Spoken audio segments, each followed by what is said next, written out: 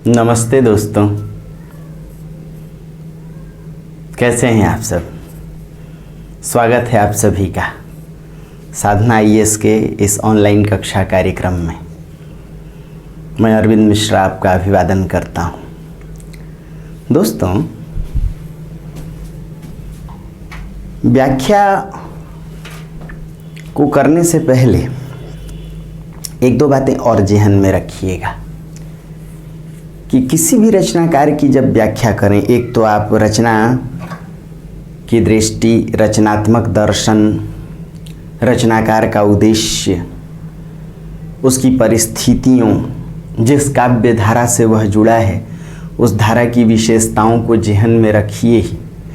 दूसरी बात कि पंक्तियों के इर्द गिर्द बहुत से प्रतीकार्थ छिपे होते हैं।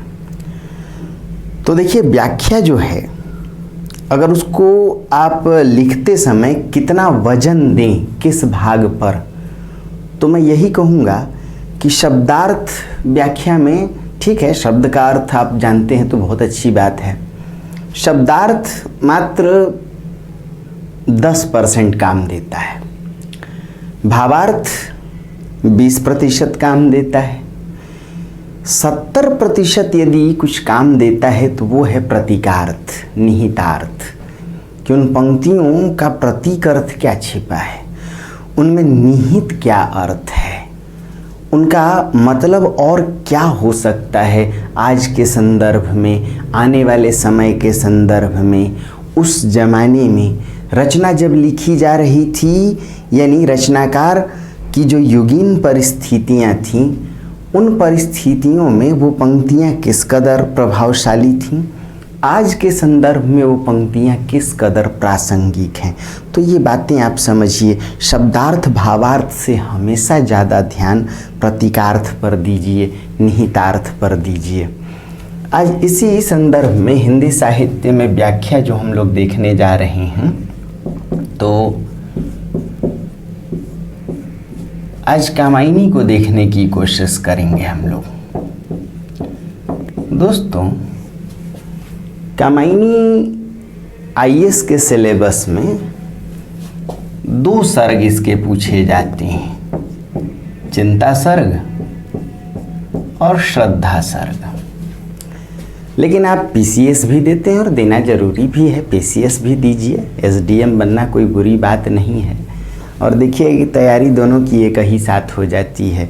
जब आप पीसीएस में सेलेक्ट होने की क्षमता ले आते हैं, इसका अर्थ ये कि आप आईएएस में सेलेक्ट होंगे। बहुत से ऐसे आपको दिखेंगे सेलेक्ट कैंडिडेट जो उसी साल दोनों निकालते हैं। तो पीसीएस में भी जैसे आप देखेंगे कि ईड़ा सर्ग अब पूछ लिया जा रहा है और एक और सर्ग काम सर्ग। दोस्तों, कामायनी की व्याख्या करने से पहले 10-15 बातें मोटा मोटी आप याद रखें। पहली बात कि कामायनी एक रूपक रचना है। कैसी रचना है? रूपक का अर्थ एलिगरी कथा है, यानी द्वयार्थक रचना या द्वयार्थक कथा। इसका मतलब होता है कि रचना एक तरफ प्रस्तुत अर्थ दे और दूसरी तरफ अप्रस्तुत अर्थ दे, और दोनों अर्थ महत्वपूर्ण हो। इसीलिए मैंने कहा कि व्याख्या करते समय भी आप कृपा करके प्रतीकार्थ पर, निहितार्थ पर ज़्यादा ध्यान दें।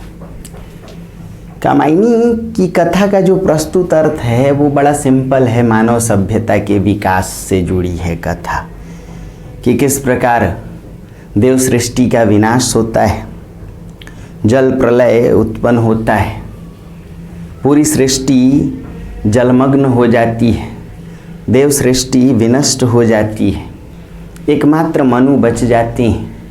मनु और श्रद्धा के संसर्ग से मानव का जन्म होता है।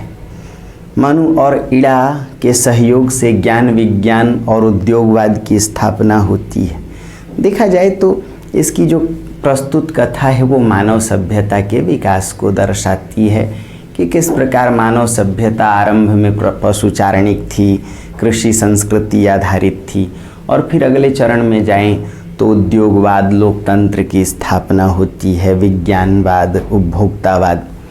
तो यूँ कहें कि कामायनी की कथा के आरंभ में यदि सामंती भोगवाद है, तो कथा के दूसरे हिस्से में आप देखें तो पूंजीवादी उपभोक्तावाद है। लेकिन इस रचना का जो अप्रस्तुत अर्थ है वो कई संकेत देता है। एक तो आप देखेंगे कि इसमें स्वाधीनता आंदोलन की झलक है। शुक्ल जी कहते हैं इसमें साम्यवाद की भी दबी गूंज है। Acharya Nandulal Vajpayee, doctor Nagendra, doctor Shambhunath Singh, doctor Doodhnath Singh, ऐसे आलोचकों ने माना कि इसकी रचना जो है, यह जो कथा है वो रूपक है, उसमें एक दार्शनिक अर्थ भी है। स्वयं शुक्ल जी कहते हैं कि कामायनी के ऐतिहासिक पात्र मनु, श्रद्धा और ईड़ा यदि कोई दार्शनिक अर्थ भी देते हों तो मुझे कोई परहेज नहीं। यानी रचनाकार ने भी माना कि कथा का जो प्रस्तुत अर्थ है वह अपने साथ एक अप्रस्तुत अर्थ लाता है। अब आप देखें तो जो जल प्रलय है कहीं ना कहीं पराधीनता का पर्याय है। यदि आप देखें देव सृष्टि का जो विनाश है वो हमारी स्वाधीनता के खो जाने का अर्थ। चिंता सर्ग में देखेंगे कि मित्र आभा की पीन हुई, उधर गरजती सिंधु लहरियाँ, पंचभूत का भैरव मिश्रण। आप देखेंगे धंसती धरा, धधकती ज्वाला, यानी एक तो उजाला का ख़त्म हो जाना, चारों ओर अंधकार छा जाना, जल प्रलय, प्रकृति की पांचों शक्तियाँ असंतुलित होकर के कहर ढा रही हैं। तो कहीं ना कहीं देखेंगे कि हमारी पराधीनता को छायावादी रचनाकारों ने अंधकार से जोड़ा था और सवेरे को या उषा को नवजागरण से जोड़ा था, जो स्वाधीनता की शुरुआत को लेकर के आई चेतना। इस चेतना में स्वाधीनता आंदोलन के लिए प्रेरणा रही। इसलिए आप देखेंगे रचनाएं भी लिखी गई, बीती भी भावरी जागरी। निराला भी लिखते हैं रवि हुआ अस्त। अब राम की शक्ति पूजा में ये रवि हुआ अस्त यदि स्वाधीनता आंदोलन से जोड़ें तो पराधीनता का ही पर्याय है। लेकिन उषा का आगमन कामायनी सर्ग में भी आप देखेंगे तो दूसरा सर्ग आशा सर्ग है चिंता सर्ग के बाद, और उसमें उषा का आगमन कहीं ना कहीं नवजागरण परक चेतना। तो देखेंगे देव सृष्टि का भोग विलास सामंती भोग विलास है। देव सृष्टि का नाश हमारी स्वाधीनता के खो जाने का पर्याय है, और मनु का निराश होना पराधीनता के दौर में राष्ट्रीय जनता की कहीं ना कहीं निराशा का परिचायक है। किंतु उषा का आगमन नवजागरण परक चेतना है। उसके पश्चात काम, कर्म, संघर्ष यदि इसको देखें तो स्वाधीन भारत में कहीं ना कहीं एक प्रेरणा। हालांकि 1936 में रचना लिखी गई थी, अभी हमें आज़ादी नहीं मिली थी, लेकिन कहीं ना कहीं छायावादी कल्पनाशीलता है, और उस कल्पनाशीलता में मानव मुक्ति, विश्व मुक्ति और भाव मुक्ति का भी भाव छिपा हुआ था। इसलिए आप छायावादी कविताओं को कहते हैं बंधन विरोधी कविताएं हैं, या बंधनों से छटपटाहट या बंधनों से मुक्ति के लिए इनमें छटपटाहट का भाव है। तो पहली बात याद रखिएगा कि कामायनी एक रूपक कथा है। दोस्तों, उससे ज़्यादा याद रखिएगा व्याख्या करते समय भी कामायनी का दर्शन, कि कामायनी का दर्शन, इसे कई नामों से जाना गया। प्रत्यभिज्ञवाद, कुछ लोगों ने इसे ही कामाध्यात्मवाद कहा,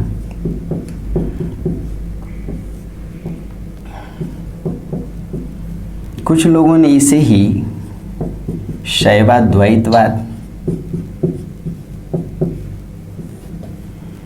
कुछ लोगों ने इसे ही कश्मीरी शैववाद,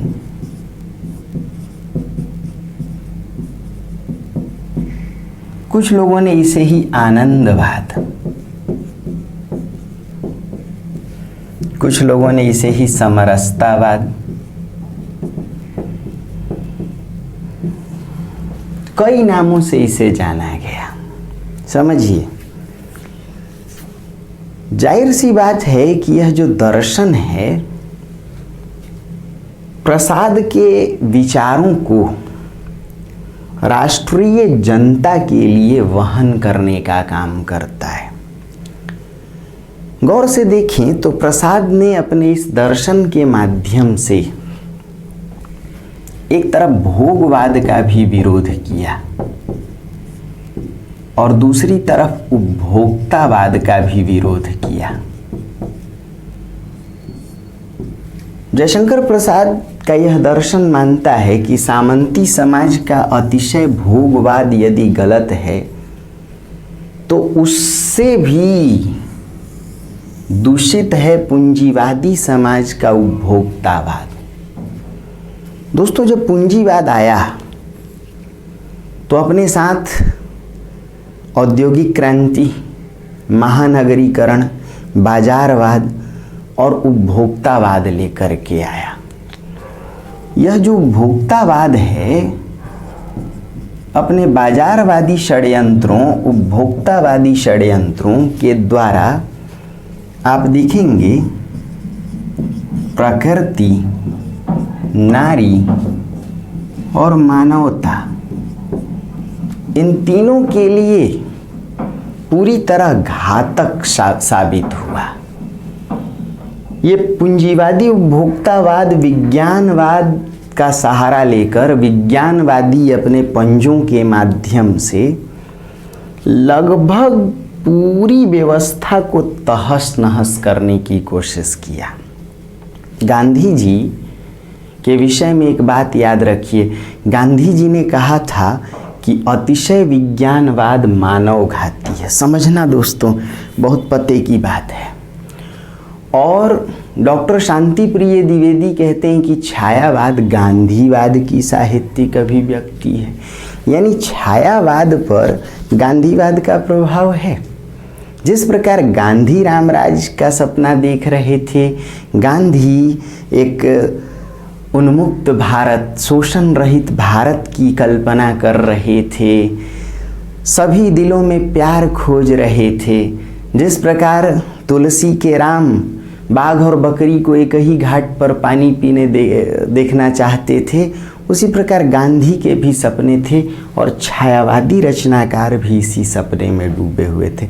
इसलिए आप कहते भी हैं कि छायावाद में अतिशय स्वप्नशीलता है, स्वच्छंदता है, कल्पनाशीलता है। खैर, इन बातों पे हम लोग आएंगे। लेकिन दोस्तों, यदि आप कामायनी के चिंता सर्ग को देखें तो चिंता सर्ग को समझने के लिए इन बातों को जानना बेहद आवश्यक है कि किस प्रकार अतिशय भोगवाद तो घातक है ही, उपभोक्तावाद भी घातक है। ये जो उपभोक्तावाद है ये अपने साथ विज्ञानवाद और बाजारवाद के माध्यम से किस प्रकार प्रकृति का सर्वाधिक दोहनकारी, शोषणकारी रहा है। आपको शायद यह बात याद होगी कि मैंने कहा था कि जब भी व्याख्या करें तो रचनाकार के रचनात्मक उद्देश्य, उसकी रचनात्मक दृष्टि और जिस कालधारा से जुड़ा है, उन बातों को भी आप एक बार ध्यान में रखें। दोस्तों, जयशंकर प्रसाद जी छायावाद के विशिष्ट रचनाकार थे और छायावाद में जो प्रकृति चेतना है वो सबसे मुखर रही है। छायावादियों ने माना कि प्रकृति सुंदर भी है और भयावह भी है। इसीलिए कामायनी में आप प्रकृति के दोनों चित्र देख सकते हैं। यदि प्रसाद जी लिखते हैं, यह प्रकृति परम रमणीय अखिल ऐश्वर्य भरी शोधक विहीन, तुम इसका पटल खोलने को हो परिकर कसकर बनकर मलिन। या प्रसाद जी लिखते हैं, एक तुम और यह विस्तृत भूखंड, प्रकृति वैभव से भरा आनंद, कर्म का भोग, भोग का कर्म, यही जड़ का चेतन आनंद। तो समझिए कि इन पदों में, इन पंक्तियों में प्रकृति का मनोहर, प्रकृति का मनमोहक सुंदर दृश्य अंकित है। लेकिन प्रसाद जैसे छायावादी इस बात को जान रहे थे कि साम्राज्यवादी शक्तियां औद्योगिक षड्यंत्रों के माध्यम से, या यूं कहें उपनिवेशवादी, औद्योगिक प्रसारवादी, उपभोक्तावादी, बाजारवादी शक्तियां प्रकृति को यूं ही अक्षुण्ण बने रहने नहीं देंगी। ये शक्तियां प्रकृति के साथ खिलवाड़ कर रही हैं। और तब प्रसाद जी लिखते हैं, प्रकृति शक्ति तुमने है यंत्रों से छीनी। समझिए, पूंजीवाद आया विज्ञानवाद का सहारा लेकर, तो उसके साथ उद्योगवाद आया, महानगरीकरण आया, तो इन सब के मूल में यंत्रवाद था, यांत्रिक प्रसार था। प्रकृति शक्ति तुमने है यंत्रों से सबकी छीनी, शोषण करके बना दी जीवनी जर्जर झीनी। तो जीवन के लिए जो शोषणकारी हो, जो प्रकृति के लिए शोषणकारी हो। दोस्तों, कामायनी का जो पहला सर्ग है चिंता सर्ग, उसमें आप देखेंगे प्रकृति के भयावह रूप का चित्रण है। क्योंकि चिंता सर्ग में मनु की चिंता यह है कि किस प्रकार देव सृष्टि विनष्ट हुई, देव सृष्टि ने किस प्रकार प्रकृति के साथ छेड़छाड़ किया, खिलवाड़ किया। चिंता सर्ग की कुछ पंक्तियों पर यदि आप विचार करें, जैसे धू धू करता नाच रहा था अनस्तित्व का तांडव नृत्य, जैसे पंक्तियों पर आप विचार करें कि उधर गरजती सिंधु लहरियां कुटिल काल के जालों सी, चली आ रही फेन उगलती फन फैलाए ब्यालों सी। या फिर यदि आप कुछ और पंक्तियों को ले लें कि धसती धरा धधकती ज्वाला, धसती धरा धधकती ज्वाला, ज्वालामुखियों के निश्वास। या यदि आप कुछ और पंक्तियों पर विचार करें कि मित्र आभा की लीन हुई, या जैसे पंचभूत का भैरव मिश्रण, तो आप देखेंगे कि प्रकृति की पांचों शक्तियां असंतुलित होकर के कहर बरपा रही हैं। और इसी का दुष्परिणाम जल प्रलय है, और उस जल प्रलय में पूरी देव सृष्टि विनष्ट होती है। दोस्तों, जब भी चिंता सर्ग की व्याख्या करें तो चिंता सर्ग में याद रखिए, एक तो चिंता यानी दुखवाद, इसका अर्थ मृत्यु बोध, इसकी बात जरूर करें, बताएंगे ये क्यों है क्यों नहीं है। दूसरी बात कि जब भी चिंता सर्ग की व्याख्या करें तो प्रकृति के असंतुलन पर चर्चा करें, प्रकृति की भयावह दशा पर चर्चा करें, और फिर जीवन के दोनों भाव, कौन कौन से भाव जोड़ते हैं। देखिए, ये दुखवाद क्या है। जयशंकर प्रसाद मानते थे कि जो लोग जीवन को असत्य मान करके, जीवन को नश्वर मान करके, या यह मान लेते हैं कि मृत्यु अटल सत्य है, ऐसे लोग दुखवाद का शिकार होते हैं। और फिर दुखवाद से भरा हुआ व्यक्ति पलायनवादी हो जाता है। वह या तो वैराग्यवादी हो जाता है या अतिशय भोगवादी। चिंता सर्ग में मनु में वैराग्य का भाव है। इसलिए जब श्रद्धा सर्ग में श्रद्धा आती है तो वह कहती भी है कि तप नहीं केवल जीवन सत्य, यह करुण क्षणिक दीन अवसाद, तरल आकांक्षा से भरा सो रहा जीवन में आशा का आह्लाद। जो लोग यह मान लेते हैं कि मृत्यु अटल सत्य है, कल मर जाना है, तो फिर आज वैराग्य ले लो, संसार छोड़ दो, वैराग्य वृत्ति में जियो, तप त्याग में जियो, सब कुछ छोड़ दो, घर परिवार छोड़ दो। जयशंकर प्रसाद कहते हैं यह भी एक राक्षसी सोच है, यह भी एक पलायनवादी सोच है।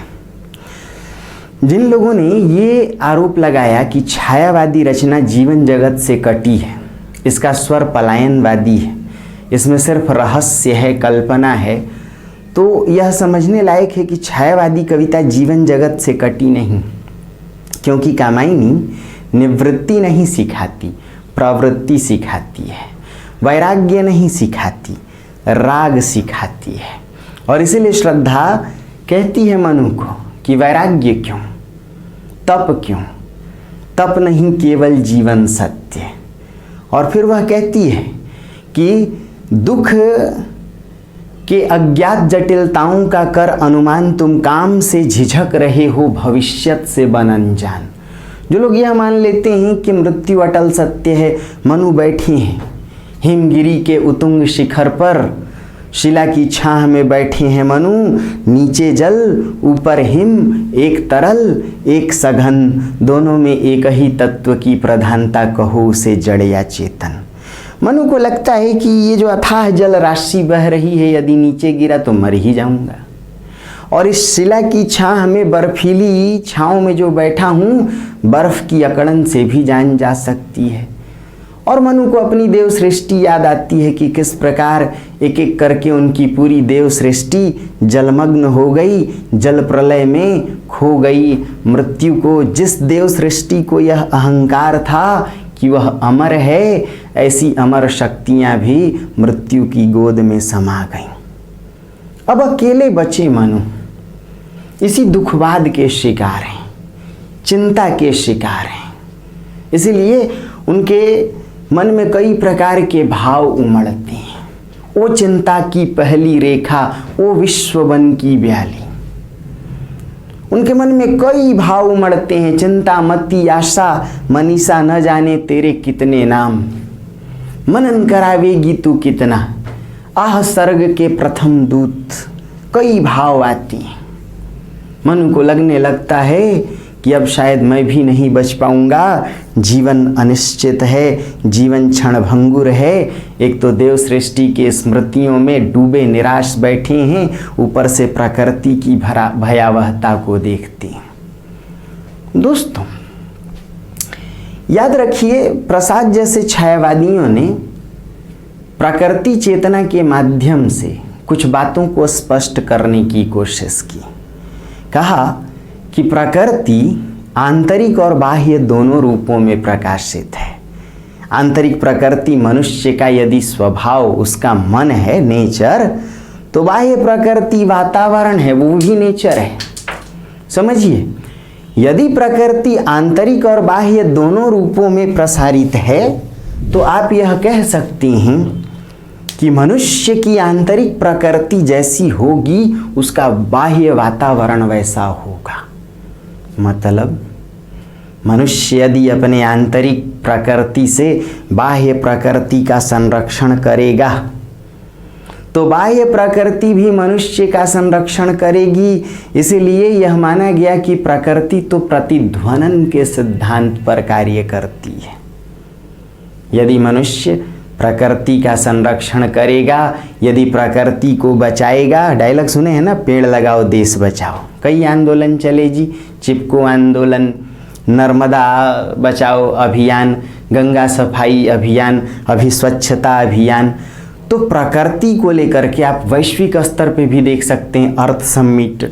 यदि आप जीएस और निबंध को बढ़िया लिखना चाहते हैं तो हिंदी से जोड़िए। देखिएगा आपकी जो नैम है, नॉन अलाइनमेंट मूवमेंट है ना, गुट निरपेक्षता जिसे कहते हैं, या जिसे आप एनपीटी कहते हैं, न्यूक्लियर नॉन प्रोलिफरेशन ट्रीटी, या जिसे आप सीटीबीटी कहते हैं, कम्प्रिहेंसिव टेस्ट बैन ट्रीटी, परमाणु अप्रसार संधि। ये सब जो संधियां हुई किसके लिए? प्रकृति की रक्षा के लिए। और याद रखिए, परमाणु प्रसार को बल देने वाली शक्तियां कौन रही हैं? साम्राज्यवादी शक्तियां, विज्ञानवादी शक्तियां, यंत्रवादी शक्तियां, बाजारवादी शक्तियां, उपभोक्तावादी शक्तियां। इसीलिए गांधी कहते थे, अतिशय विज्ञानवाद मानवघाती है। तो प्रसाद जैसे छायावादियों ने माना कि प्रकृति और मनुष्य के बीच अटूट संबंध है, और प्रकृति मनुष्य की आंतरिक प्रकृति का ही बाह्य फैलाव है। मनुष्य यदि भीतर से प्रकृति का प्रेमी है, मनुष्य यदि प्रकृति का संरक्षण करता है, तो प्रकृति भी उसके लिए, याद रखिए, वरदान बन के आती है, मनुष्य का संरक्षण करती है। किंतु यदि मनुष्य प्रकृति को छेड़े, उसका सत्यानाश करे, विज्ञानवादी पंजों से प्रकृति को नोचे, पेड़ों को काट कर, भी आपने कहीं सुना होगा लगभग 5000 पेड़ काट दिए गए। क्यों? मॉल खड़े करने के लिए। लोग पार्क बनवा देते हैं हजारों पेड़ों को काट करके। कोई अपने पार्टी दफ्तर को वहाँ बना रहा है, कोई ऊंची ऊंची अट्टालिकाएं खड़ी कर रहा है। प्रकृति की छाती को काट करके हम जब जब भोग विलास में डूबने की कोशिश करेंगे, तो याद रखिए, प्रकृति को परास्त नहीं किया जा सकता। प्रकृति रही दुर्जेय, प्रसाद जी चिंता सर्ग में कहते हैं। क्या कहते हैं? प्रकृति रही दुर्जेय। भूले थे हम सब अपने मद में। मनुष्य अहंकार में भूल जाता है कि वह भोग विलास के कारण प्रकृति का नाश तो कर ही रहा है, अपनी मौत को भी दावत दे रहा है। तो प्रसाद जी जैसे छायावादी चिंता सर्ग में कई भाव लेके आते हैं। इसलिए एक भाव यह भी है कि प्रकृति यदि सुंदर है, तो इसका अर्थ मनुष्य के प्रति उसका आचरण सुंदर है। और प्रकृति यदि भयावह है, तो मनुष्य ने कहीं ना कहीं उसे बाजारवादी षड्यंत्रों से छला है, और तभी प्रकृति असंतुलित होती है। प्रकृति की 5 शक्तियां हैं: क्षितिज, जल, पावक, गगन, समीर। आज आप पूरे वैश्विक परिवेश में देखें, कहीं सुनामी है, कहीं आग है, कहीं बाढ़ है, कहीं सूखा है, कहीं बादलों का फटना है। ये क्या है? ये प्रकृति असंतुलन है, ये जलवायु परिवर्तन है। क्यों? कारण सिर्फ एक, प्रकृति शक्ति तुमने यंत्रों से सबकी छीनी। इसलिए प्रकृति की 5 शक्तियां अगर संतुलित हैं, अद्वैत भाव से भरी हैं, तो जीवनदायी हैं। किंतु यदि असंतुलित हो गई, तो जीवन घाती बन जाती है। इसीलिए कामायनी के चिंता सर्ग में पंचभूत का भैरव मिश्रण, भैरव कहते हैं डरावने को, और पंचभूत प्रकृति की 5 शक्तियों को। इसलिए देखिए कैसी पंक्तियां: धंसती धरा, धधकती ज्वाला, ज्वालामुखियों के निश्वास। कहीं भूस्खलन है, कहीं ज्वालामुखियों से लावा, कहीं भूकंप है, तो कहीं बादल फट रहे हैं। कामायनी के चिंता सर्ग में भी बादल फट रहे हैं, मानो पूरी धरती जलमग्न हो गई है, कहीं धरती दिखाई नहीं पड़ती, मानो पूरा संसार जलमग्न हो गया है, विस्तृत एक जलाशय हो गया है, और धरती उसमें एक महाकछुए की तरह, विशाल कछुए की तरह उब चुभ कर रही है। मनु अचेत दशा में एक छोटी नाव में पड़े हुए हैं। एक मछली के शराकाघात, पूंछ के आघात से चोटिल होकर नौका तो टूट जाती है, किंतु मनु जिस किस तरह से येन केन प्रकारेण मनोरव सर्पण चोटी पर पहुंच जाती हैं। दोस्तों, तो पंक्तियों पर यदि आप विचार करें, उधर गरजती सिंधु लहरियां कुटिल काल के जालों सी, चली आ रही फेन उगलती फन फैलाए ब्यालों सी। प्रकृति जब असंतुलित होती है, तो मानो उसकी शक्तियाँ जीवन घाती हो जाती हैं, विशाल सर्पिणी की तरह दिखाई पड़ती है।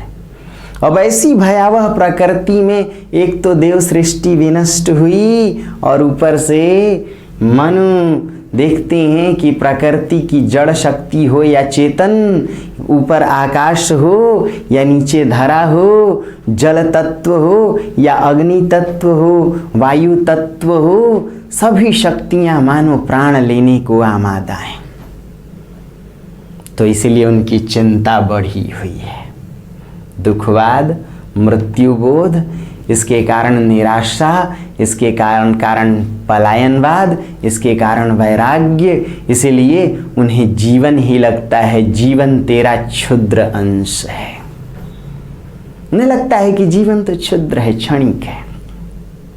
जो व्यक्ति मृत्युबोध से चालित हो जाए, जो व्यक्ति जीवन को नश्वर मान ले, आज के दर्शन में यही अस्तित्ववाद है, कल मर जाना है। विश्व युद्धों के समय लोगों को लगता था कि पता नहीं कब एक एटम बम आए और जान ले जाए। वो सुना होगा आपने, the atom bomb was dropped on Hiroshima 6 अगस्त 1945। पता नहीं कब एक बम आए, जीवन लीला समाप्त हो जाए। इसलिए दोस्तों, लोग भविष्य की चिंता छोड़ चुके थे, वर्तमान में क्षण में जी रहे थे। इसी से क्षणवादी दर्शन का जन्म होता है। अस्तित्ववाद, पता नहीं कल जीवन रहेगा भी या नहीं। वो गाना याद है ना, क्या है पता कल हो ना हो, जो है समा जी भर जियो। यह है क्षणवाद। तो अस्तित्ववादी सोच, क्षणभंगुर सोच, क्षणवादी सोच, और इसी से दो दृष्टि, या तो व्यक्ति अतिशय भोगवादी हो जाता है, कल मर जाना है तो आज या तो भोग करो या फिर वैराग्य करो। मन में वैराग्य का भाव बैठ गया है, नैराश्य है, घोर चिंता में। शरीर तो बलिष्ठ है, स्फीत शिराएं हैं, हाँ, धमनियों में रक्त का संचार है। शरीर में यौवन तो हिलकोरे ले रहा है, किंतु चेहरे पर कातर निराशा पूती हुई है। और मानो जिस प्रकार निर्जन चारों ओर फैला हुआ है, जिस प्रकार चारों ओर बर्फ बिछी हुई है, मनु का हृदय भी उसी निराशा के रूप में मानो ढका हुआ है। निराशा ने मानो बर्फ की तरह मनु के हृदय को आच्छादित कर रखा है। तो दोस्तों, जब भी चिंता सर्ग की व्याख्या करें, 5-7 बातों को ध्यान में रखिएगा। पहली बात कि चिंता क्यों। दूसरी बात, देव सृष्टि का भोग विलास क्या सेंस देता है कि मनुष्य जब भी अपने विलास वृत्ति में डूबकर प्रकृति के साथ छेड़छाड़ करेगा, प्रकृति को तहस नहस करने की कोशिश करेगा, तो प्रकृति रही दुर्जे, प्रकृति को तो परास्त नहीं किया जा सकता, किंतु प्रकृति जब पलटवार करती है तो मनुष्य का बचना मुश्किल है। इसलिए प्रकृति प्रतिध्वनन के सिद्धांत पर मनुष्य यदि प्रकृति को बचाए, उसका संरक्षण करे, तो प्रकृति भी वरदान है, जीवनदायी है।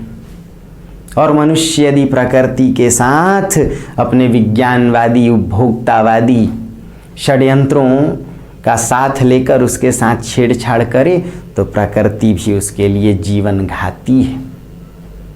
समझिए, चिंता सर्ग में प्रकृति जीवन घाती रूप में उभर कर आती है। फिर दर्शाएं कि छायावाद में प्रकृति चेतना सर्वोपरि है या केंद्र में। प्रकृति सुंदर भी है, भयावह भी है। भयावह क्यों है? यह मनुष्य की प्रकृति पर निर्भर है। मनुष्य की प्रकृति उसका मन जैसा होगा। और तब दर्शाएं कि भाई किस प्रकार जीवन के 2 भाव हैं। मनु इस समय वैराग्य की दशा में, चिंता की दशा में, इसलिए उन्हें लगने लगा है जीवन तेरा क्षुद्र अंश है। उन्हें मृत्यु का अंक यानी मृत्यु की गोद शीतल हिमानी की तरह लगने लगी है।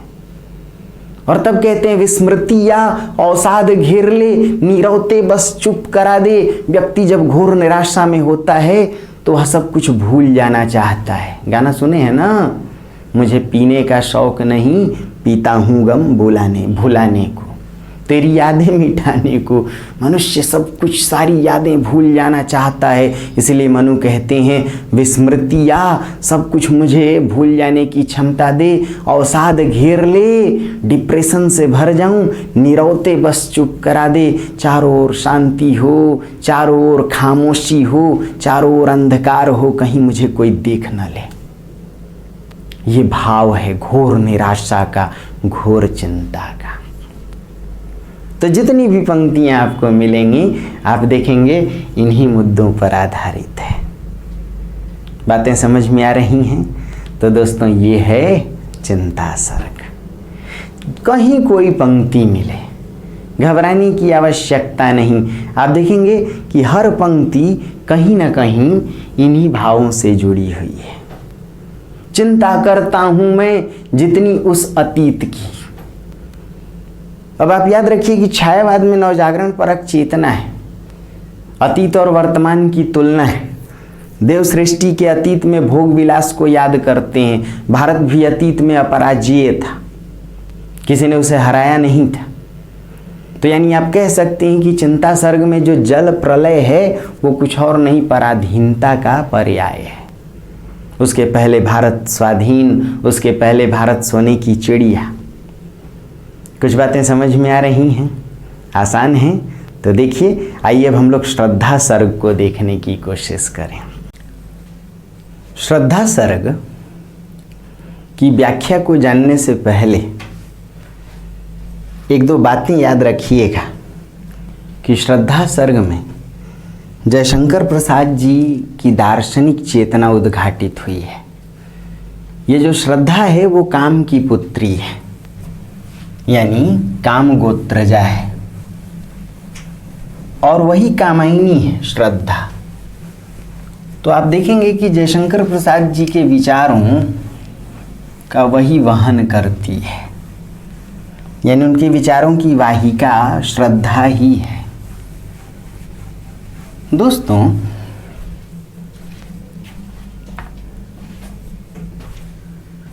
गांधार देश की राजकुमारी है श्रद्धा, जो पर्यटन में रुचि रखती है और घूमते घूमते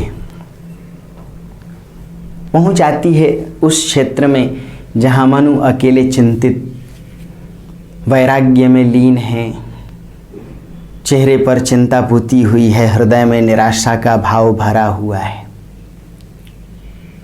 नील परिधान बीच सुकुमार नीले परिधान में उसका गोरा गुलाबी रंग कुछ ऐसा खेल रहा है मानो नीले रंग के बादलों के बीच बिजली की चमक कौंधी हो, बिजली के फूल खिले हों।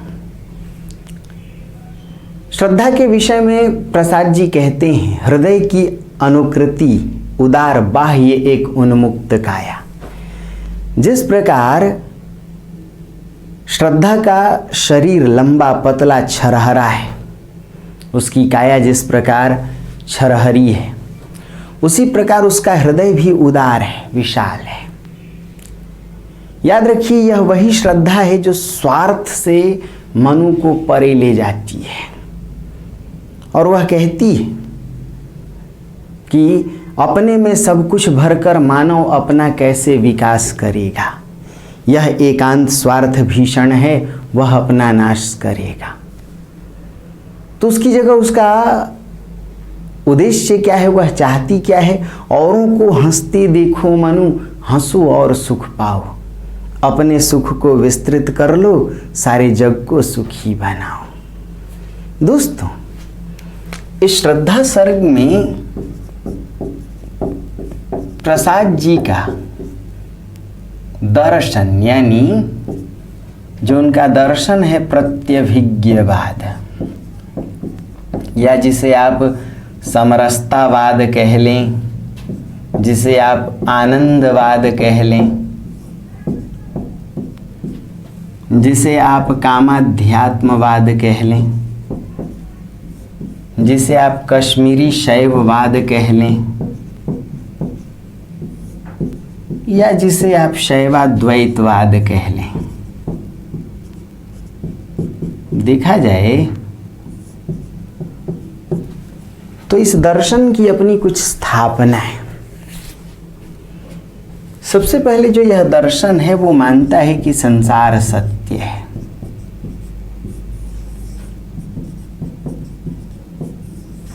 इसका अर्थ है कि इस दर्शन में प्राचीन दर्शनों के विरोध का भाव है। प्राचीन दर्शनों ने संसार को असत्य माना था।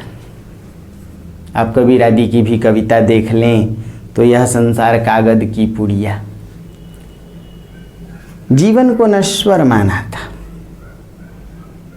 और जयशंकर प्रसाद जी की कामायनी संसार को असत्य नहीं मानती, बल्कि शैवाद्वैत दर्शन के कारण इसमें संसार को सत्यम शिवम सुंदरम के भाव से देखा गया।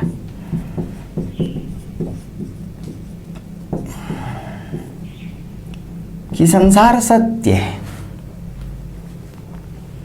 शिवत्व का अर्थ लोक मंगल से भरा है। इसलिए कामायनी श्रद्धा सर्ग में कहती है, यह प्रकृति परम रमणीय, अखिल ऐश्वर्य भरी शोधक विहीन। तुम इसका पटल खोलने को हो परिकर कसकर बनकर मलिन। संसार यदि सत्य है तो फिर मनुष्य अपने कर्म से इसके सत्य को शिवत्व से जोड़ सकता है। शिवत्व का अर्थ होता है मंगल। जहां शिवेतर क्षति हो, शिवेतर क्षति का अर्थ शिव से हटकर, यानी अमंगल का नाश। इसलिए कामायनी का उद्देश्य है, यह कामायनी जगत की मंगल कामना अकेली। समझिएगा।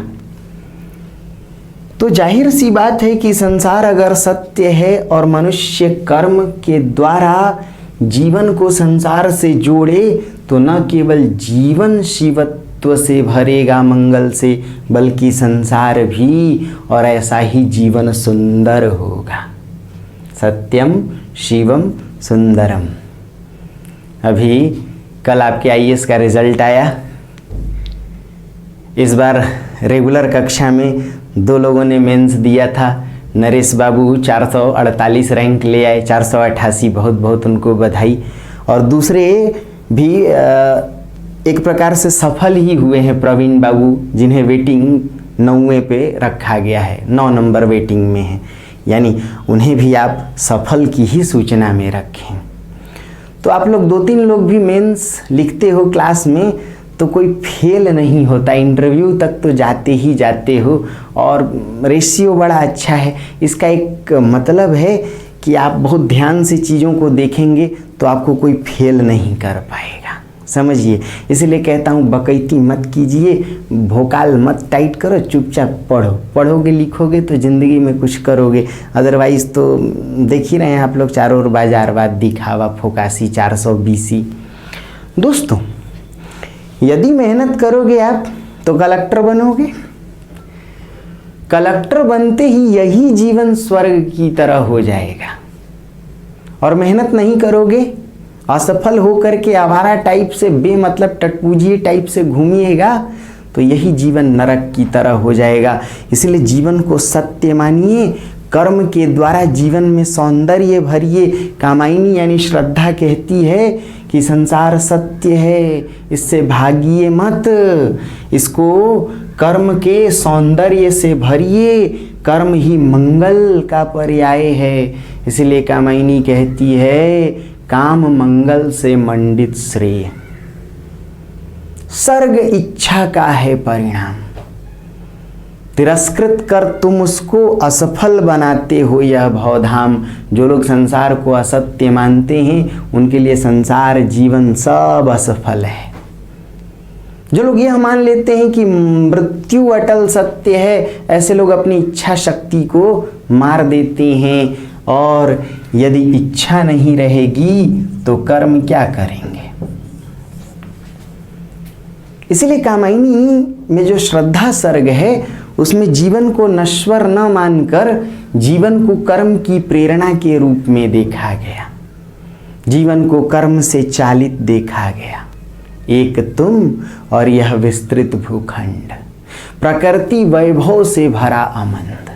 कर्म का भोग, भोग का कर्म, यही जड़ का चेतनानंद। आप यह मत मानिए कि जीवन नश्वर है, संसार मिथ्या है, सब छोड़ करके भाग गए, वैराग्य ले लिए। तो श्रद्धा समझाती है मनु को, तप नहीं केवल जीवन सत्य, यह करुण क्षणिक दिन अवसाद। ये तो पगलेट लोगों की पहचान है। जो ये मानते हैं कि जीवन नश्वर है, मृत्यु अटल सत्य है, सब छोड़ छाड़ करके भाग गए, इच्छा शक्ति को मार दिया, इच्छा मर गई तो कर्म की प्रेरणा मर गई। प्राचीन दर्शनों में इच्छा का निषेध किया गया था। सभी दर्शनों में ये भाव था कि भाई इच्छा दुखों का कारण। आप बौद्ध दर्शन को भी देखिए, इच्छा दुखों का कारण है। अब दोस्तों, यदि इच्छा को ही मार दिया जाए तो व्यक्ति कर्म करेगा? कर्म नहीं करेगा, मेहनत नहीं करेगा तो क्या जीवन सफल होगा? इसलिए अर्थशास्त्र भी कहता है कि प्रभावपूर्ण इच्छा आवश्यकता है और आवश्यकता आविष्कार की जननी है, कर्म की जननी। इच्छा शक्ति हो तो श्रद्धा समझाती है काम मंगल से मंडित श्रेय, जीवन में मंगल कर्म से आएगा और इसका श्रेय सर्ग इच्छा का है परिणाम। इसका सारा श्रेय इच्छा शक्ति को जाता है।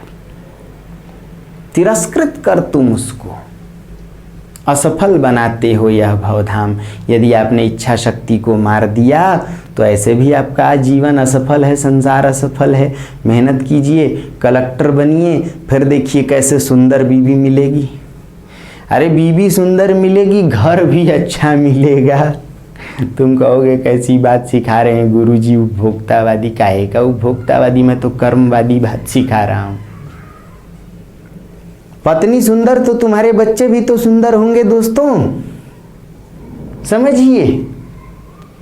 हाँ, मान लीजिए पिताजी का रंग सांवला है, आप भी सांवले हुए, लेकिन पत्नी अगर सुंदर आए तो बच्चे सुंदर, आपकी पूरी पीढ़ियां सुधर जाती हैं।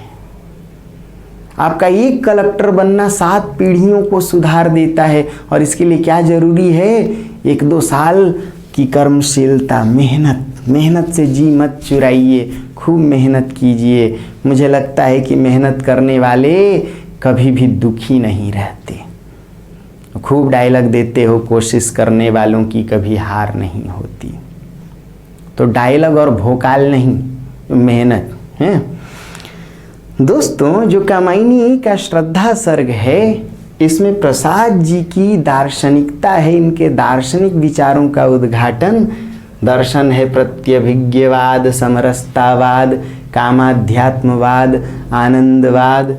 इसमें काम की स्थापना हुई है। काम का 2 अर्थ। एक काम यानी यदि सेक्स समझें तो एक काम यानी कर्म। दोनों देखा जाए तो मन की ऊर्जा है।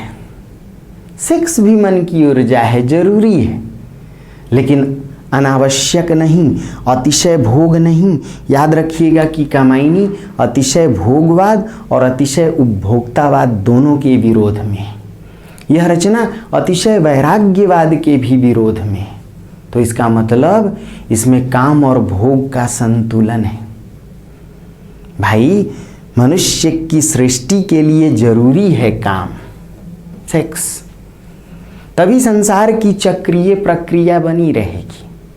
और दूसरी बात कि कर्म, वह मेहनत नहीं करेगा तो खाएगा क्या? इसलिए कर्म से कर्म फल प्राप्त होता है। कर्म फल को भोग कर ही व्यक्ति फिर से कर्म करता है। अब बार बार मेहनत करें और पीटी में फेल हो जाएं तो अगली बार अटेम्प्ट देंगे, मन आपका टूट जाएगा। इसीलिए कर्म फल जरूरी है। आपने 1-2 बार मेहनत करके दिया, पीटी में पास हो गए, लगा अरे उपलब्धि मिली है कर्म की, फिर मेंस की तैयारी में जुटेंगे। मेंस पास तो इंटरव्यू में भी जुटेंगे, होना तय है सफल। याद रखिए। इसलिए यह रचना कहती है, कहीं ना कहीं इसमें गीता का भी विरोध है। गीता में निष्काम कर्म दर्शन है, यानी कर्म कीजिए, फल की चिंता छोड़ दीजिए। गांधी वगैरह इसी विचारधारा को मानते थे, निष्काम कर्म दर्शन। तिलक भी देखें तो गीता रहस्य में इसी बात की चर्चा कर रहे थे कि भाई कर्म करो। तब उनकी आवश्यकता थी, स्वाधीनता आंदोलन से लोगों को जोड़ना चाह रहे थे कि मेहनत कीजिए, स्वाधीनता जब मिलेगी तब मिलेगी, अभी फल की चिंता मत कीजिए। लेकिन यह रचना कहती है ना, कर्म हो तो उसका फल मिले, उसकी उपलब्धि मिले, क्योंकि फल को भोग कर अपने मेहनत के मिठास को चख कर व्यक्ति फिर से कर्म करता है, अर्थात कर्म फल फिर से कर्म की प्रेरणा है। कर्म की उपलब्धि मिल जाए तो पुनः कर्म की प्रेरणा जगती है। इसलिए रचना कहती है, एक तुम और यह विस्तृत भूखंड, प्रकृति वैभव से भरा आमंद अमंद, कर्म का भोग, भोग का कर्म, यही जड़ का चेतन आनंद। यदि देखें तो इस रचना का कामाध्यात्मवाद काम की स्थापना से जुड़ा है, और काम कर्म भी है, काम सेक्स भी है। भागिए मत, वैराग्य मत लीजिए। यदि स्त्रियों को माया मान करके आप उन्हें छोड़ देंगे तो विवाह नहीं करेंगे, संतति नहीं होगी, परिवार नहीं होगा। इसलिए इस रचना में नारी माया नहीं है, नारी तुम केवल श्रद्धा हो। और किस प्रकार? विश्वास रजत नग पग तल में, पीयूष स्रोत सी बहा करो जीवन के सुंदर समतल में। इसीलिए नारी रति की प्रतिकृति है। श्रद्धा कहती है, मैं रति की प्रतिकृति, लज्जा हूं, शालीनता सिखाती हूं। आप यदि श्रद्धा सर्ग को देखें तो उसमें श्रद्धा मनु से कहती है, सेवा लो, समर्पण का यही आधार। कहती है विश्व सृष्टि की बेल फैलेगी। भाई सेवा, त्याग, समर्पण, माया, ममता, मधुरिमा, नारी के ये मूल्य हैं। यदि इन मूल्यों के साथ नारी पुरुष के आगे प्रस्तुत हो, नारी और पुरुष दोनों एक दूसरे को पूरक मान करके आगे बढ़ें तो सृष्टि की बेल फैलेगी। सुमन के खेलो सुंदर खेल। सुमन यानी शिशु, श्रेष्ठी। पुरुष नारी को माया मान करके उसका त्याग कर दे तो गड़बड़। इसलिए छायावादियों ने माना, छायावाद में नारी चेतना भी प्रबल है। छायावादियों ने माना नारी ना तो भोग की वस्तु है, ना त्याग की वस्तु है, नारी तो सहचरी है, नारी तो श्रद्धा की वस्तु है। इसलिए जीवन में सुख दुख हैं और उसे संधि रेखा पर दस्तखत भी करना होगा, उसे संधि पत्र पर सिग्नेचर करना होगा। आंसू से भींगे अंचल पर मन का सब कुछ रखना होगा। तुमको अपनी स्मृति रेखा से यह संधि पत्र लिखना होगा। नारी भाग जाए, आज बाजारवाद नारी को सिखा रहा है कि हे नारी तुम स्वच्छंद हो,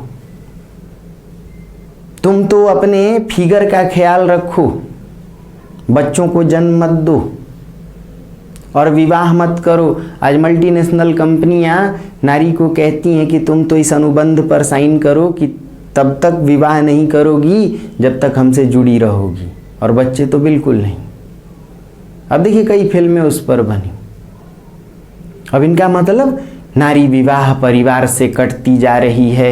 सेवा, त्याग, समर्पण, माया, ममता, मधुरिमा, इन मूल्यों को, भारतीय नारीत्व के मूल्यों को भूलती जा रही है। क्यों?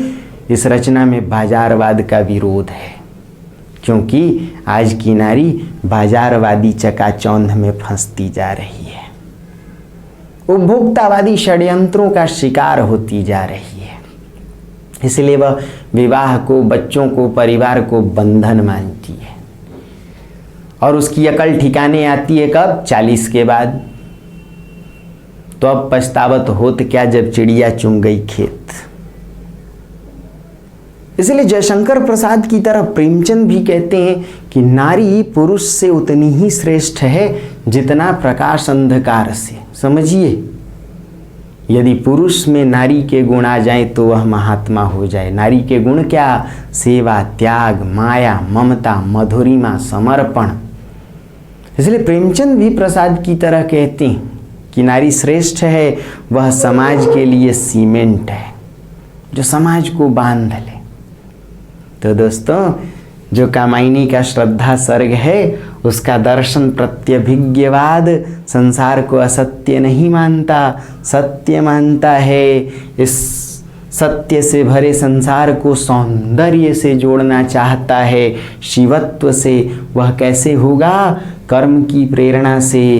कर्म कैसा हो? भोग के साथ संतुलित हो। कर्म का भोग, भोग का कर्म। और दूसरी बात कि प्राचीन दर्शनों में काम, भोग और इच्छा सबका निषेध किया गया था। यह रचना इन सब के आदर की बात करती है। कहती इच्छा को त्यागो मत, काम मंगल से मंडित श्रेय, सर्ग इच्छा का है परिणाम। और काम कैसा? संतुलित। कर्म का भोग, भोग का कर्म, यही जड़ का चेतन आनंद। यह रचना कहती है कि हर जड़ प्रकृति को या हर प्रत्येक जड़ तत्व को चैतन्य बनाया जा सकता है। एक लकड़ी है, सोचिए एक पेड़ है, पहले चेतन है, हरा भरा, फिर सूख गया, उसकी लकड़ी सूख करके जड़ है। लेकिन उसी लकड़ी को जब आप काट करके सुंदर फर्नीचर बना देते हैं, उससे इमारत वगैरह खड़ी कर लेते हैं, तो फिर से वह लकड़ी चैतन्य हो जाती है। मनुष्य की कर्मशीलता, उसकी मेहनत में ये बात टिकी है कि वह कैसे प्रत्येक जड़ को चेतन बनाए। इसलिए चिंता सर्ग में ही जड़ और चेतन का फर्क मिटाया गया है। नीचे जल, ऊपर हिम, एक तरल एक सघन, दोनों में एक ही तत्व की प्रधानता, कहो उसे जड़ या चेतन। बर्फ है क्या? जड़ है। और पानी क्या है? चेतन है। पानी बह रहा है, बर्फ एक जगह जमी है, लेकिन दोनों में एक ही तत्व है, हाइड्रोजन और ऑक्सीजन, दोनों में एक ही तत्व की प्रधानता। तो यह रचना अद्वैत भाव से भरी है, शैवाद्वैत। अद्वैत यानी कोई भेद न हो। कर्म और भोग का भेद मत कीजिए, इच्छा क्रिया ज्ञान का भेद मत कीजिए। इसलिए इस रचना में भावना और बौद्धिकता का भी अद्वैत है, समझिए। इसलिए इस रचना में सत्यम शिवम सुंदरम का भी अद्वैत है। और तब श्रद्धा समझाती है मनु को, कहती है तप और वैराग्य में मत जीवो। ये तो भाई अवसादी लोगों, ये तो पलायनवादी बुद्धिहीन लोगों की पहचान है। क्यों? दुख के डर से तुम अज्ञात जटिलताओं का कर अनुमान। तुम्हें लगता है कि मृत्यु अटल सत्य है, तुम मर जाओगे। जो भविष्य में होने वाली है घटना, उन घटनाओं का अभी से अनुमान करके क्यों दुखवाद में फंसे हो? काम से झिझक रहे हो, भविष्यत से बन अनजान। कामाध्यात्मवाद, काम से झिझकिए मत, कर्म कीजिए। कर्म जीवन में सौंदर्य, पुरुष के जीवन के सौंदर्य को संभाल कर रखने वाली या उस सौंदर्य को उत्पन्न करने वाली नारी है। इसलिए पुरुष प्राचीन दर्शनों में न आकर नारी को त्याग के रूप में ना देखे, माया के रूप में ना देखे। उसे नारी का साहचर्य लेना पड़ेगा, तभी विश्व सृष्टि की बेल फैलेगी। तो अब आप जितनी पंक्तियां हैं देखिए उनको। यह प्रकृति परम रमणीय, अखिल ऐश्वर्य भरी, शोधक विहीन। तुम इसका पटल खोलने को हो परिकर कसकर बन कर्मलीन। इसलिए इस रचना का नाम कामायनी है। श्रद्धा कामायनी है, काम की संतान। और यूं कहें कि रचना काम की कथा कहती है। कामाध्यात्मवाद, काम को अध्यात्म से जोड़ने की कोशिश। और यह अध्यात्म कैसा? यह आधुनिक विषमताओं को खत्म करने वाला। इसीलिए विषमता की पीड़ा से व्यक्त हो रहा स्पंदित विश्व महान। और यह विषमता खत्म कैसे होगी? समरसता से। समरसता कैसे बहाल होगी? भावना और बौद्धिकता के सामंजस्य से, इच्छा क्रिया और ज्ञान के सामंजस्य से। इसलिए इस रचना का सार है, ज्ञान दूर कुछ क्रिया भिन्न है। इच्छा क्यों पूरी हो मन की, एक दूसरे से ये मिल न पाए, यही विडंबना जीवन की। मनुष्य कर्म करे तो कर्म इच्छा से पूर्ण हो, और उसकी इच्छा शक्ति ज्ञान से भी सामंजस्य युक्त हो, समायोजित हो। ज्ञान की दिशा कुछ और हो, क्रिया की दिशा कुछ और हो, इच्छा कहीं और ले जाए तो कभी भी आपको समरसता नहीं मिलेगी, कभी आनंदवाद नहीं मिलेगा। इसलिए कामायनी के श्रद्धा सर्ग में आप देखें तो प्रसाद जी के विचारों का जो एक गहन रूप है, उनके सूक्ष्म भावों की जो व्याख्या है, मानो श्रद्धा सर्ग में ही मिल जाती है। और फिर श्रद्धा कहती है, क्या कहती है? एक तुम और यह विस्तृत भूखंड, प्रकृति वैभव से भरा आनंद। प्रकृति असत्य नहीं है, प्रकृति मिथ्या नहीं है, सत्य है संसार। इसको जानने के लिए क्या करना होगा? कर्मशील बनना होगा। कर्म कीजिए, उसकी उपलब्धि का भोग कीजिए। कर्म का भोग, भोग का कर्म, यही जड़ का चेतन आनंद। और यह आनंद कैसे मिलेगा? काम मंगल से मंडित श्रेय, सर्ग इच्छा का है परिणाम। तिरस्कृत कर तुम उसको असफल बनाते हो यह भवधाम। और यह कब होगा? जब तुम दुखवाद से मुक्ति पाओगे। मृत्यु ही अटल सत्य नहीं है, जीवन भी सत्य है। जीवन सिर्फ अवसाद और डिप्रेशन का नाम नहीं है, बल्कि तरल आकांक्षा से भरा सो रहा जीवन में आशा का आह्लाद। आशान्वित बनिए, आह्लादित रहिए, मेहनत कीजिए। एक बार पीटी में नहीं हुआ तो सुसाइड मत करने जाओ, मेहनत करो, कौन आपको रोक लेगा। और ये तो बिल्कुल मत कहिए कि विवाह नहीं करूंगा, बाबा बन जाऊंगा। अरे विवाह भी कीजिए, ठीक है। बहुत से लोग होते हैं कि विवाह करने के बाद भी कुछ मजबूरियां रही होंगी, उस पर हम लोग नहीं आना चाहते। तो इसीलिए सेवा लो, समर्पण लो, मधुरिमा माया ममता का आधार, विश्व सृष्टि की बेल फैलेगी। कहती है श्रद्धा कि तुम भला अकेले प्रकृति के यौवन का श्रृंगार कभी न करेंगे। बासी फूल, बासी फूलों से प्रकृति को आप सजाएंगे। पुराने सड़े गले विचारों से, दर्शनों से आज के जीवन को नहीं सजाएंगे। आज के जीवन को सजाने के लिए याद रखिए, हमारे पास पुराना हथियार है आध्यात्मवाद, भावुकता। हम उस पुराने हथियार में यदि बौद्धिकता की धार चढ़ा दें, यानी भावुकता में बौद्धिकता, अपनी आध्यात्मिक ऊर्जा में वैज्ञानिक ऊर्जा, तो हमें कौन हरा दे। यही समरसता है, यही सतत विकास है, यही आनंदवाद। इसीलिए मनु यानी मन, श्रद्धा यानी भावना, ईड़ा यानी बुद्धि, दोनों के बीच सामंजस्य करते हैं। तो अब आप श्रद्धा सर्ग की किसी भी पंक्ति को खोलिए और दनादन व्याख्या कर डालिए। अब दोस्तों एक समस्या आएगी कि क्या लिखें। अरे लिखना क्या है? प्रस्तुत पंक्तियां जयशंकर प्रसाद रचित कामायनी के श्रद्धा सर्ग से या चिंता सर्ग से ली गई हैं।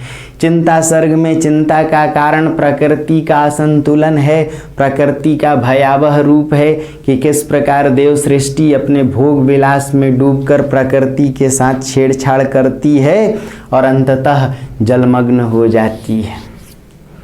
इन पंक्तियों का प्रतीकार्थ देखा जाए तो आज से जुड़ा हुआ है कि किस प्रकार बाजारवादी शक्तियां, उपभोक्तावादी शक्तियां प्रकृति का दोहन करती आई हैं।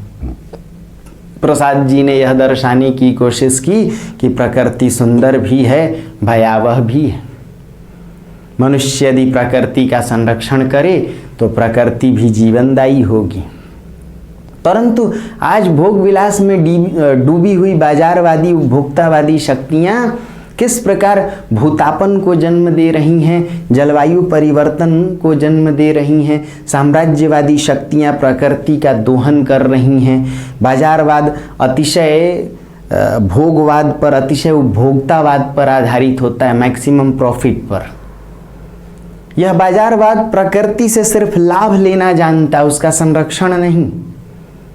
इस बाजारवाद का उद्देश्य ही है यूज एंड थ्रो, इसीलिए वह सिर्फ इस्तेमाल करता, उपभोग करता है और अवसर सध जाने पर वह फेंक देता है। इसलिए कहीं ना कहीं इस रचना में सामंतवाद को थोड़ा बेहतर माना गया है पूंजीवाद से। सामंतवाद में कहीं ना कहीं संरक्षण है। हम प्रकृति काटते नहीं थे, पीपल बरगद सबको जल देते थे। क्यों? पीपल और बरगद की ही पूजा, क्या वैज्ञानिकता है? ऑक्सीजन सबसे ज्यादा। हम सांप नाग सबकी पूजा, प्रकृति पूजक रहे। याद रखिए, पेड़ काटते नहीं थे, तुलसी का पत्ता भी तोड़ने से पहले चुटकी बजाने वाले लोग, पौधों को जल देने वाले लोग थे। आज पेड़ काट करके धाएं से वहां एक 2 महल, 2 मंजिला, 5 मंजिला, बहुमंजिला भवन खड़ा कर देते हैं। तो जाहिर सी बात है, प्रकृति रही दुर्जेय, प्रकृति को परास्त नहीं किया जा सकता। भूले थे हम सब अपने मद में। और तब चिंता होगी, हे अभाव की चपल बाली के, वो चिंता की पहली रेखा। समझिए, वो विश्व बन की ब्याली, री ललाट की खल लेखा। तो चिंता तो उत्पन्न होगी। आज का मनुष्य यदि प्रकृति को छेड़छाड़ करे तो चिंता सर्ग की व्याख्या देखिए आप कैसे लिखेंगे। तब लोगों को लगने लगेगा कि भाई बादल फटने लगे, सुनामी आए, तो लोग समझ लेंगे कि जीवन क्षणभंगुर है, दुखवाद उत्पन्न होगा। तो जीवन तेरा क्षुद्र अंश है, मृत्यु अरि चीर निद्रे, तभी हम मानने लेंगे कि मृत्यु ही चीर सत्य है। तेरा अंक हिमानी शीतल सा, लोग मान बैठेंगे कि जो कुछ है मृत्यु सही है। अभी देखिए, वैश्विक महामारी कोरोना में लोगों को क्या लगने लगा कि जीवन नहीं मृत्यु सत्य है। क्यों लगने लगा? कहीं चीन में, कहीं जापान में जब आप विज्ञानवाद की पराकाष्ठा पर पहुंचेंगे, घोर साम्राज्यवादी बाजारवादी षड्यंत्रों से जुड़ेंगे, तो आप ऐसे ऐसे वायरस बनाएंगे। किसको मारेगा? मनुष्य को ही तो मारेगा। चूहा बिल्ली बंदर सब खाने लगेंगे। तो प्रकृति रही दुर्जेय, प्रकृति को परास्त नहीं किया जा सकता, पलटवार करती है। दोस्तों, अब श्रद्धा सर्ग में जो व्याख्या करें तो प्रस्तुत पंक्तियां जयशंकर प्रसाद रचित कामायनी के श्रद्धा सर्ग से ली गई हैं। इन पंक्तियों में जयशंकर प्रसाद जी के विचारों की स्थापना देखी जा सकती है। श्रद्धा ही कामायनी है, वही काम गोत्रजा है, वही काम की पुत्री है। प्रस्तुत पंक्तियों का संदर्भ प्रसंग काम की स्थापना से है, कर्म और भोग के संतुलन से है, इच्छा को आदर देने के भाव से जुड़ा हुआ है, संसार को सत्य मानने के भाव से जुड़ा हुआ है, नारी को श्रद्धा मानने के भाव से जुड़ा है। तो चिंता और श्रद्धा सर्ग की फटाफट पंक्तियों को पढ़िए, इस वीडियो को 2 बार देखिए, और फिर भी नहीं लिख पा रहे हैं तो बड़ा भाई जीवित है अभी। मेरा जीवन नश्वर नहीं है, मैं तो कई साल जीऊंगा। जानते हो क्यों? क्योंकि प्रकृति का दोहन बहुत कम करता हूं मैं, इसलिए डर कम है। आप भी कम कीजिए। तो ढेर सारी शुभकामनाएं। नमस्ते दोस्तों, रिजल्ट कल आया, अगले साल आपका भी नाम देखना चाहेंगे। और डायलॉग याद रहे, नो भोकाल नो बकैती, सिर्फ मेहनत। वो कौन सा ऐड आता है? हाँ, स्प्राइट पी स्प्राइट। सीधी बात, नो बकवास। तो मेहनत कीजिए। नमस्ते दोस्तों।